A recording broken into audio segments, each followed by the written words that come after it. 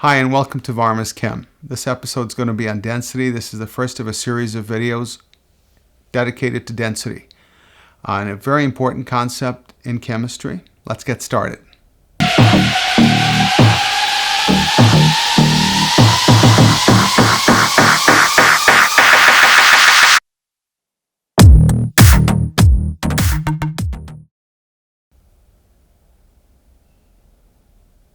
Density is defined as mass over volume. Okay, but that's kind of, I want to approach this from a slightly different angle. And as always, I'm going to ask you to pause, write down your thoughts on a piece of paper. So I want to make sure you understand the concept, not just listen to me just yammer away about density. Okay? So you've got some water here. Here's my question to you. What's going to happen to that right there? That's a piece of ice. What's going to happen to it when I drop it in here? Hit pause. Write down what you think. Come on, you can do it. Let's go. Hit pause.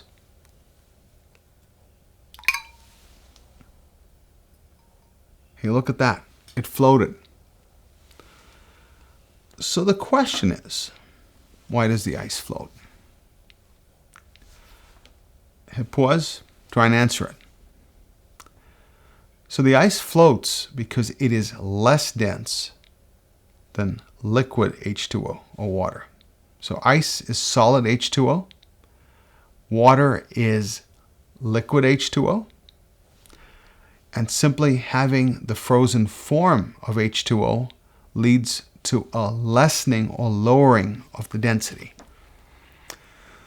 Now this is, in order for you to wrap your head around density and all the myriad of problems that they have both for AP and for an introductory college chemistry class, you really need to be able to be very clear on what exactly is density. So I want to spend some time in this first video just talking about understanding density and specifically as it relates to water. I find that that's very, very helpful. And so let's get started. So here we go.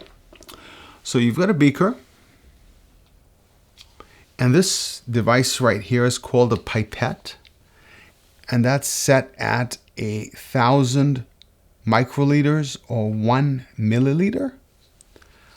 And what I'm going to do is I'm going to measure out 1 milliliter exactly using this pipette. Okay? And so this pipette here has exactly 1 milliliter of water. As you'll see in a second, when I weigh this, it's going to weigh exactly, can you guess? 1 gram.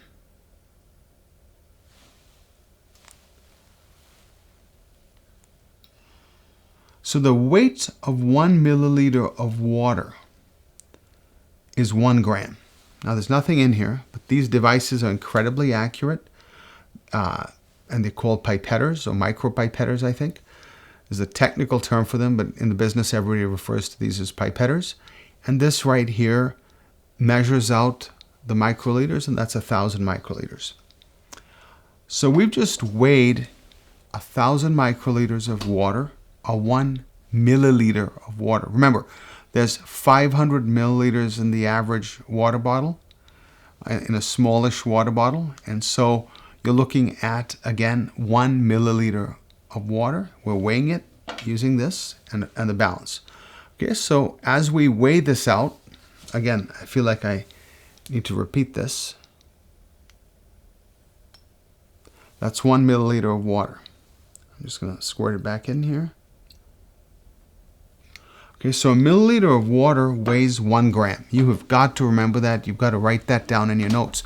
Because if you can remember that, the 1 milliliter weighs 1 gram of water. Density is defined as mass over volume. The mass, the units are grams. And remember, you use a scale to weigh it. So 1 milliliter is the volume. So 1 gram divided by 1 milliliter is grams per mil. That is how you define density. Okay? And the units for density for water would be 1 gram per mil. It also turns out, and I keep coming back to this milliliter,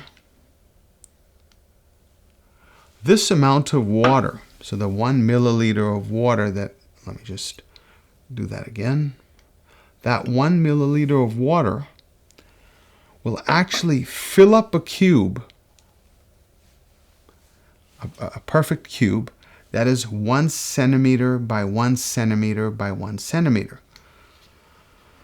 So thinking back to how you calculate volume, length times width times height, 1 milliliter occupies a space that is 1 centimeter by 1 centimeter by 1 centimeter. So another way of saying 1 milliliter is to actually say 1 centimeter cube. So every milliliter can be written as 1 centimeter cube. So another way of expressing density is grams. Instead of saying milliliters in the denominator, you would say centimeter cube. So we've got, just to repeat, we've got 1 milliliter of water, which we're now expressing not as milliliter, instead as centimeter cube, 1 centimeter cube. Now keep in the back of your mind that we're just expressing that in slightly different units, but we're still talking about the same amount of water. It's just the volume is being expressed in centimeter cube, or cubic centimeters. Okay, but we're expressing it in 1 centimeter cube is what 1 milliliter of water, the space it occupies. It still weighs a gram. So the top part is still 1 gram. That's the numerator. The denominator, instead of saying 1 milliliter, you could say 1 centimeter cube as well. And so when you're writing that out, you would just say the density of water is 1 gram / centimeter cube. So this is really critical, because when you're asked a question about density, I don't care what the question is, always ask yourself, less dense than water, like ice, and it's going to float right there, or is it more dense than water, and is it going to sink to the bottom? And so any question you get asked, you really need to be looking at it from the perspective of more dense or less dense. That is critical to understanding density. It makes all the problems just a little bit easier to understand. So if you're given cough syrup and you're told, well, cough syrup is less dense than water, what you need to understand is if you had a bottle of cough syrup, you're walking down the street, it's going to weigh less than if you had that same bottle filled with water. Now let me give you another example. Sulfuric acid. Sulfuric acid is very, very much more dense than water. So if you were walking down the street with a bottle of sulfuric acid, and that's something you should never do, but if you were, it would weigh a lot more than that same bottle filled with water. Okay, so that's just the beginning, and we're going to explore density and talk more about it, and I'm going to show you the math.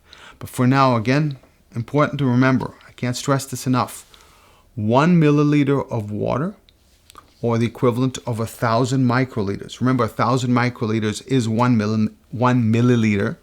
1,000 microliters is equal to 1 milliliter, and 1 milliliter of water, and we're talking only about water, weighs 1 gram. So we're going to talk about a different chemical now and talk about its density. So let me get my safety goggles on. And this chemical is oil. It has a different density from water, from that of water. So I'm going to use, again, a micropipetter or a pipette. And I'm going to, that's 1,000 microliters.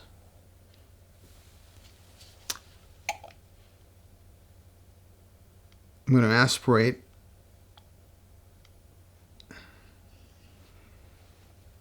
a milliliter of the oil.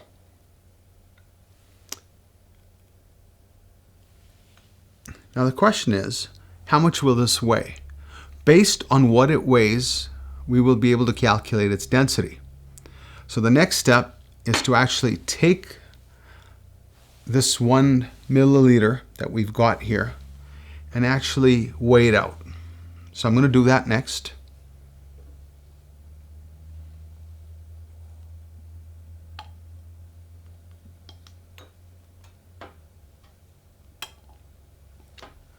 And what you see is that oil, 1 milliliter of oil, weighs 0.9 grams.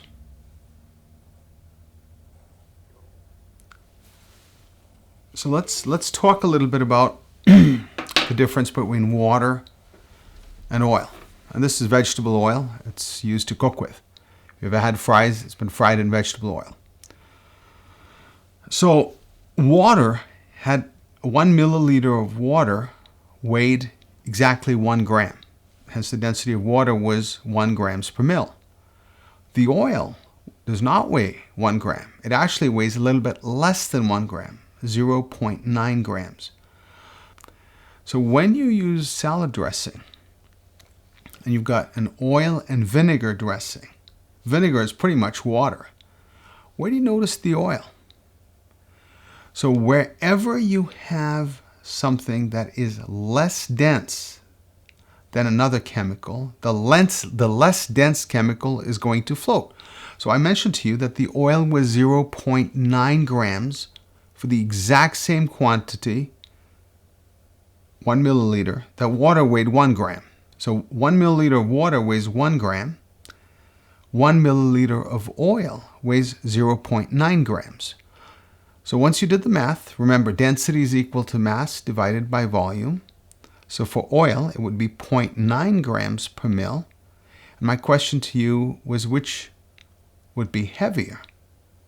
So let's make sure that our answers are in agreement with what we see. So let's put the safety goggles back on.